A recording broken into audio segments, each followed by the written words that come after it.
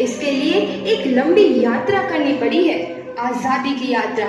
इस यात्रा में हजारों लाखों लोगों ने अपनी जान की कुर्बानी दी। 1919 जलियांवाला बाग। आज हमारी बैसाखी का दिन है, लेकिन पूरा पंजाब बैसाखी नहीं मनाएगा। हम सब बैसाखी नहीं मनाएंगे।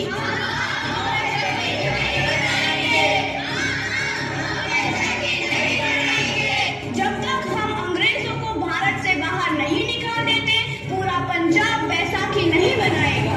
अच्छा, तो तुम सब हमारा विरोध करता है। भाग जाओ यहाँ से, इसका अंजाम बहुत ही बुरा होगा। हम नहीं जाएंगे, तुम लोग जाओगे। हमें नहीं, तुमको भारत से भागना होगा। Soldiers fire!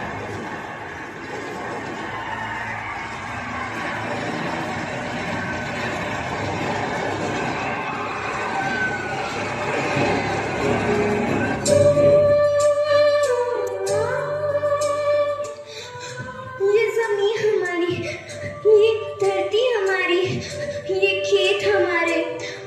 अभी थोड़ी देर पहले हमारी ये फसलें लहरा रही थी, पर इन अंग्रेजों ने हमारी फसलें बर्बाद कर दी।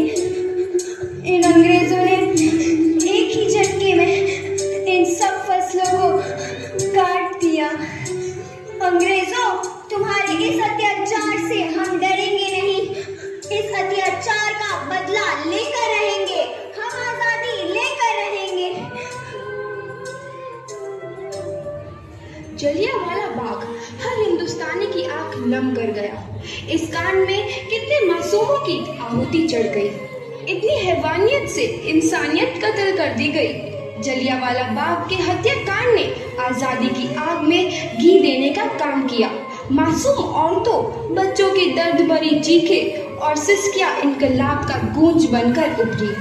लाला लाजपत राय, भगत सिंह, राजगुरु, सुखदेव सरीखे क्रांतिकारियों ने भारत की इस जमीन से विदेशी दरिंदों को निकाल फेंकने के मंसूबे मजबूत कर लिए।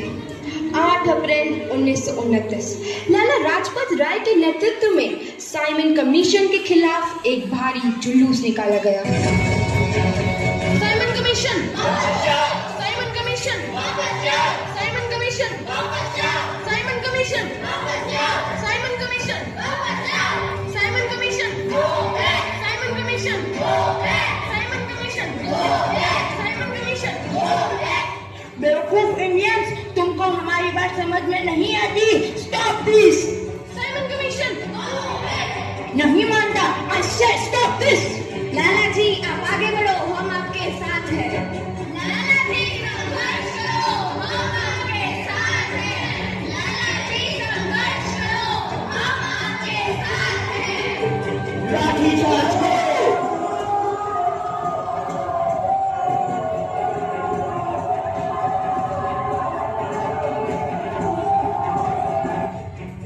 लाला जी को तो बहुत गहरी चोट लगी है, उनका सर फट गया है।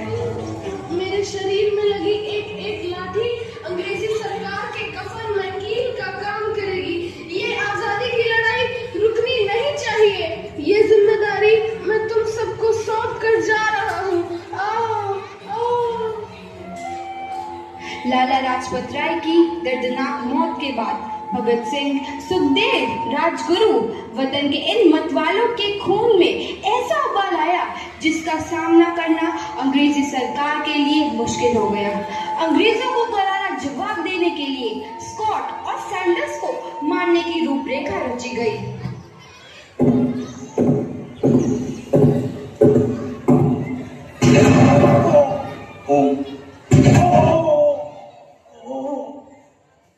सैंडर्स मारा गया। चारों तरफ तहलका मचा था। दीवारों पर लिखा था, लाला जी की मौत का बदला ले लिया गया है। भगत सिंह समेत सभी वहां से फरार हो गए। 8 अप्रैल 1929 दिल्ली में ब्रिटिश सरकार की सेंट्रल लेजिस्लेटिव असेंबली की बैठक में 2 बम धमाके की आवाज सुनाई दी।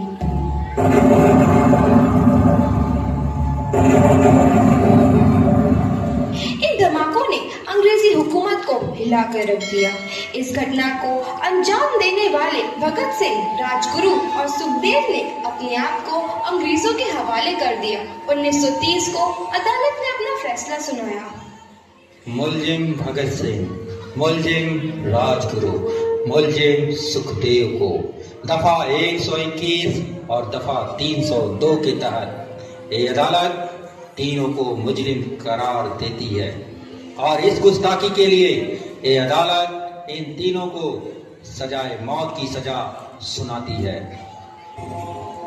सरफरोशी की तमन्ना अब हमारे दिल में है, देखना है जोर कितना बाजुए कातिल में है।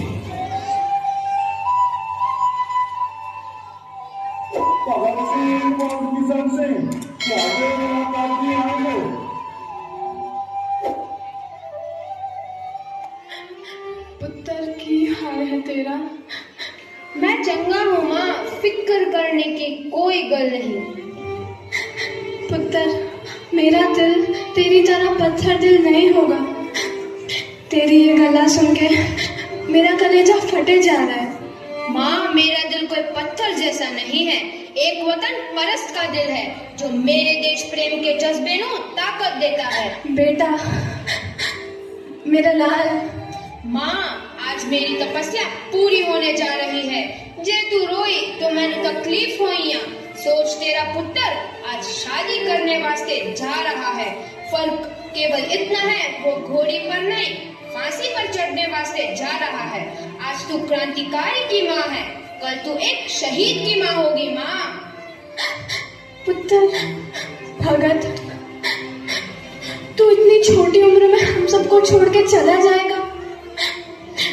तूने जिंदगी में देखा ही क्या है पुत्र? मैंने अपनी माँ देखी है जिसने मुझे एक ही बात बताई है कि बेटे, अपने देश के लिए एक बार मरना 100 बार जन्म लेने के बराबर होता है। अच्छा माँ, अब आशीर्वाद दे, आखिरी बार विदाई लेने का समय आ गया है। भगत, मेरे लाल।